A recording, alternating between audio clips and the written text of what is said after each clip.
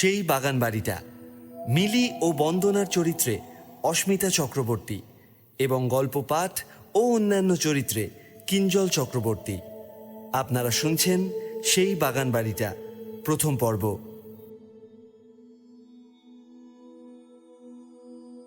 বাগান বাড়িটার গেটের ফলকে লেখা আছে অমৃতধাম, শেওড়াফুলি। গেট খুলতে হলো না, কারণ গেটের একটা পাল্লা নেই, আর যেটা আছে সেটাও একধারে সরানো। শুকনো পাতা মাড়িয়ে আগাছার জঙ্গলের মধ্য দিয়ে কিছুটা দূর হাঁটার পর আসল বাড়িটা দেখা গেল। বিরাট আয়তনের জরাজীর্ণ দোতলা বাড়ি, বিবর্ণ প্লাস্টার খসা দেওয়াল, দেওয়ালের ফাটল থেকে অশ্বত্থ গাছের চারা মুখ বাড়িয়েছে। দোতলার ঝুল বারান্দার কারুকার্য বেশিরভাগ ভেঙে গেছে, তবে এমন ভগ্নদশায় পৌঁছেও তার প্রাক্তন মহিমার ছাপ পুরোটা নিঃশেষ হয়ে যায়নি।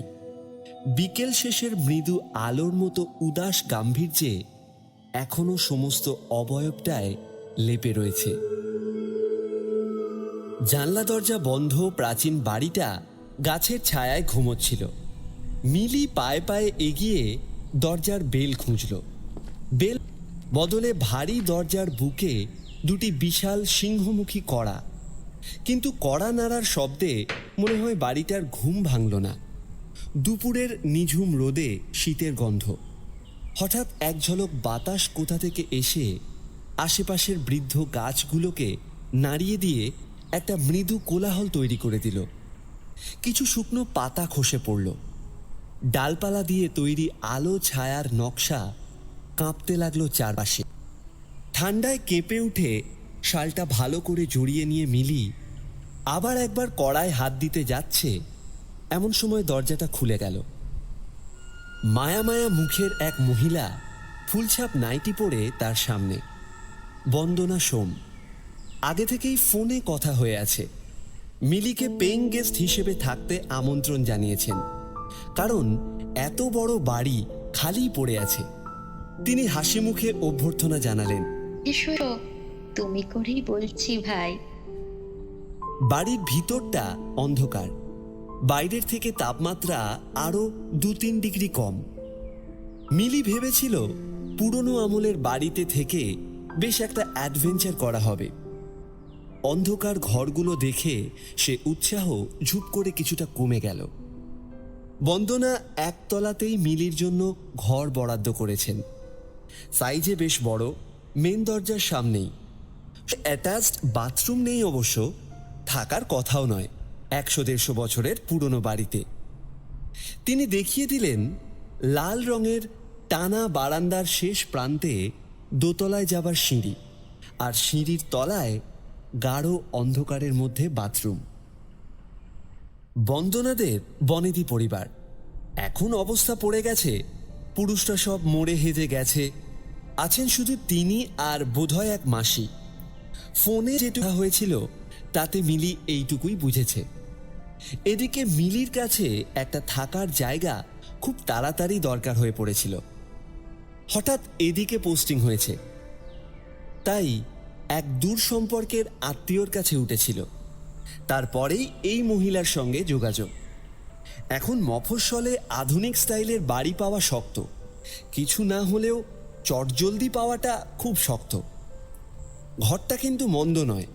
যা খুলতেই দেখা গেল বাগানের সীমানার ওপারেই গঙ্গা। চওড়া নদীর বুকে রোদ ঝিকমিক করছে।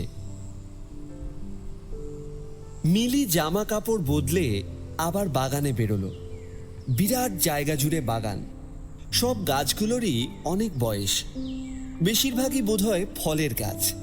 আম, জাম, পেয়ারা ছাড়া বাকিগুলোকে অবশ্য চেনা গেল না। রোদ্দুর পড়ে তেতে উঠেছে জায়গাটা। এখানে একটা চেয়ার পেতে বসে সারা দুপুর বই পড়া যায়। মাঝে মাঝে গঙ্গা থেকে ঠান্ডা হাওয়া আসছে, তখন শালের ভেতর শরীরটা শিরশিরিয়ে উঠছে। বন্দনা এলেন আবার, হাতে ধোঁয়া ওঠা চায়ের কাপ। বললেন, তুমি এখানে? দেখো ভাই, মশলা চা এনেছি। শীতকালে আদা এলাচ দিয়ে চা খেতে ভালো লাগে। কথা বলতে ভালোবাসেন বন্দনা। গুনগুন করে সুরেলা স্বরে কথা বলতে লাগলেন। কখন মশলা চা খেতে সব থেকে ভালো লাগে জানো? আমার মাসি বলে, সকালে খাও জমবে না, বিকেলে খাও মজা পাবে না, কিন্তু যখন চায়ের সময় নয় তখন হঠাৎ যদি কেউ মশলা চা এনে দেয় তখন পাবে আসল মজা। এই যেমন এখন তুমি ভাবতেও পারোনি যে আমি চা করে আনবো, ঠিক কি না? এখন এই চা তোমার কাছে অমৃত লাগবে। মিলি চায়ে চুমুক দিয়ে দেখল সত্যি অমৃত লাগছে। বন্দনা বললেন, আজ তুমি খাবে বলে চিকেন করেছি, দেশি চিকেন, ঝাল ঝাল করে কষা। মাসি বলে শীতকালে গেস্ট এলে রাতে সব সময় চিকেন দিয়ে গরম গরম ভাত খাওয়াবি, সঙ্গে স্যালাড, দেখবি গেস্ট খেয়ে তৃপ্তি পাবে। বন্দনার কথার বেশিরভাগ জুড়েই মাসির গল্প। বয়স 40-এর কোঠায় হয়ে গেলেও তিনি মাসির অভিভাবকত্বের ছায়া থেকে বোধহয় বেরোতে পারেননি। কথা বলতে বলতে একসময় রোদটা মুছে যেতেই বন্দনা কেমন যেন ব্যস্ত হয়ে উঠলেন। বললেন, সূর্য ডুবে গেলে বাগানটা কেমন মন মরা হয়ে যায়, এখন বাগানে না থাকাই ভালো। মিলিকে বাড়ির মধ্যে ঢুকিয়ে উপরে চলে যাবার আগে ফিসফিস করে কানে বলে গেলেন, তোমার কোনো দরকার হলে নিচ থেকে ডাকবে, একদম উপরে যাবে না, ওটা প্রাইভেট এরিয়া। শেষের দিকে কথাটা যেন আদেশের মতো শোনালো। একটু অবাক হলেও মিলি গ্রাহ্য করল না। সে জানে পৃথিবীতে নানান ধরনের মানুষ আছে, অত ধরতে গেলে চলে না। সারা সন্ধ্যা জুড়ে মিলি ঘর গোছালো। খিদে পেয়ে গেছিল।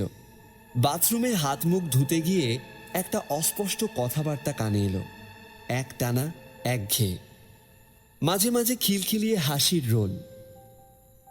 বোধহয় মাসির সঙ্গে বন্দনা গল্প করছেন। চৌবাচ্চায় জল ভরা ছিল, খুব ঠান্ডা, হাত কনকন করে উঠল। কাল সকালে স্নান করার সময় বন্দনাকে গরম জল দিতে বলতে হবে। বাথরুমের আলোটা খুব কম পাওয়ারের, দেওয়ালের কোণাগুলোতে পৌঁছচ্ছে না। চৌবাচ্চার জলটাকে আলকাতরার মতো কালো লাগছে। অন্যমনস্কভাবে বাথরুম থেকে বেরিয়ে দেখে বারান্দায় পাতা টেবিলে ডিনার সাজিয়ে বন্দনা বসে রয়েছে। মিলি অবাক হয়ে গেল। আপনি কখন এলেন দিদি? ওপরে আপনার কথা শুনতে পাচ্ছিলাম যে। বন্দনা হা হা করে হাসলেন। ভুল শুনেছ, পুরনো বাড়ি তো, কোথাকার শব্দ কোথায় শোনা যায় তার ঠিক নেই। বন্দনা রীতিমতো জামাই আদর করে মিলিকে খাওয়াতে শুরু করলেন। অনেকটা ভাত খাওয়া হয়ে গেল। তার উপর চিকেনটা অসাধারণ রান্না হয়েছে। মাসির কথা একেবারে ঠিক, খেয়ে ভারী টোকা তৃপ্তি দেবে। হলো। বন্দনা বললেন, এবার শুয়ে পড়ো। আর একটা কথা, রাত্রে কেউ দরজায় টোকা দিলে কিন্তু দরজা খুলো না। মিলি দ্বিতীয়বার অবাক হলো। কে? বন্দনা হাসতে হাসতে বললেন, এত বড় বাড়ি, উপর নিচ মিলিয়ে মোট 11টা শোবার ঘর, 3টে স্টোর রুম, 4টে বাথরুম, ছোট বড় 4-5টা ছাদ। কে কোথায় থাকে আমি কি সব জানি? যদি কারো টোকা দিতে ইচ্ছে হয় এসে দেবে। মিলি আর কিছু জিজ্ঞেস করার আগেই আলো নেভানো ঘুটঘুটে অন্ধকার সিঁড়ি দিয়ে বন্দনা উপরে উঠে গেলেন। তাকে দেখতে দেখতে হঠাৎ মিলির খুব ভয় করে উঠল।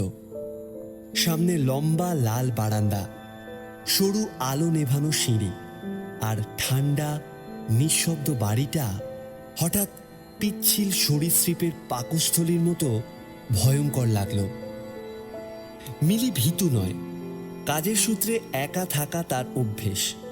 তাড়াতাড়ি দরজা বন্ধ করে সে দৌড়ে গিয়ে কম্বলের তলায় ঢুকে পড়ল। এই মহিলার ব্যবহার যেন একটু বেশি অদ্ভুত। এই গল্পের পরবর্তী অংশের জন্য শুনতে থাকুন